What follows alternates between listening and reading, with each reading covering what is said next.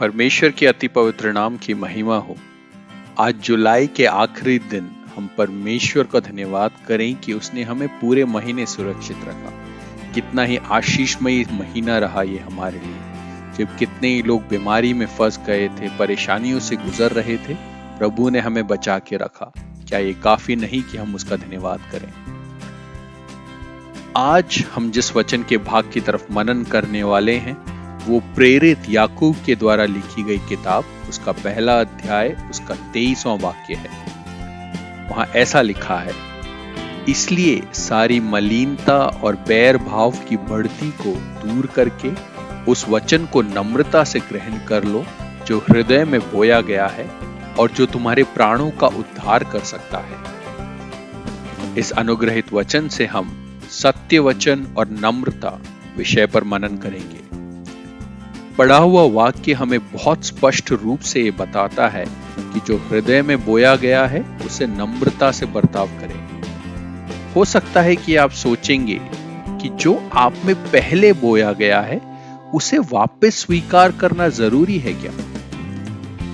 यहीं पर हमारे जीवन में नम्र स्वभाव की जरूरत पड़ जाती है। सारी बातों को उसी के अनुरूप समझने के लिए नम्रता की आत्मा हमारे जीवन में होनी चाहिए।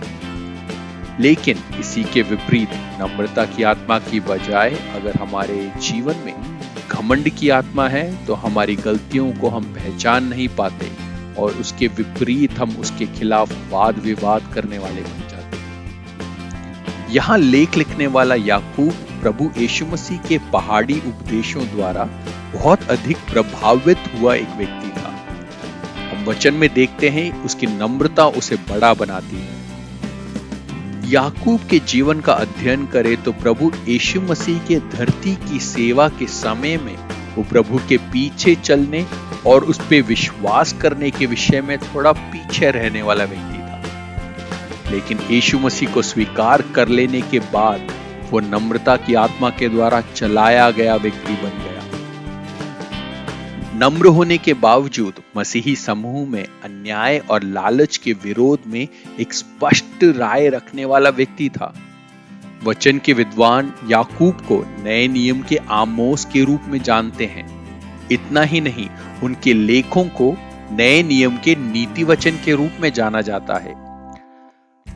उसकी नम्रता उन्हें बड़ा ही नहीं बनाती पर उन्हें कई स्थानों में आगे भी रखती है।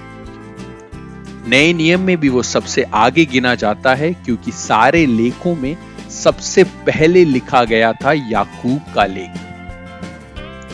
प्रियजनों, हमने जो वाक्य पढ़ा उस पे हम वापस आ जाएं तो सत्य वचन जो हमारे हृदय में बोया गया है उसे स्वीकार करें तो वो हमारे जीवन की सारी गंदगी को दूर कर हमारा उद्धार करता है। इसलिए नम्रता का हमारे जीवन में होना बहुत अधिक जरूरी है। प्रियजनों, अगर नम्रता के साथ हमारे जीवन को वचन के आगे समर्पित करते हैं तो जिस प्रकार एक आईने के सामने हमारा चेहरा दिखाई पड़ता है उसी प्रकार से आत्मिक जीवन की सही हालत हम देख सकते हैं। हम पढ़े हुए वचन से समझते हैं कि सत्य हमारे जीवन में बोया गया है परंतु हमारे जीवन की अवस्था के कारण वो दब गया है, वो बढ़ नहीं रहा है और अपनी चेतना को वो निरंतर नष्ट करता जा रहा है। इसलिए हमें ये जानना जरूरी है कि जो बीज बोया गया है उसमें और अधिक शक्ति है। वो हमारी आत्मा को छुटकारा देने की योग्यता रखता है। यही वचन भी हमें सिखाता है। हमें एक संपूर्ण छुटकारा ये वचन दिला सकता है, फिर चाहे वो हमारी आत्मिक जीवन की छुटकारे की बात हो, भौतिक जीवन के विषय हो या हमारे स्वास्थ्य के विषय हो। हर बात में छुटकारे के लिए वचन काफी है। लेकिन जीवन में नम्र स्वभाव नहीं होने की वजह से वचन की शक्ति हमारे जीवन से नष्ट होती जा रही है। ये बात हमें समझना जरूरी है। हमारे जीवन में वचन का बीज दब गया है, उसकी शक्तियां थमती जा रही है। आज सुबह के समय में सत्य वचन की तरफ हम नम्रता से आए और वो बीज जो हमारे घमंड से नष्ट होता जा रहा है उसे नम्रता का पोषण दे कि वो अपनी जड़ें गहरे में हमारे जीवन में उतार सके और हमारे जीवन में निरंतर बढ़ सके। अब तक हमारे जीवन को अपने अधीन बनाए हुए दुष्ट की ताकतें निष्फल हो जाए। इस वचन के द्वारा मैं यही प्रभु में आग्रह करूंगा और प्रार्थना करूंगा।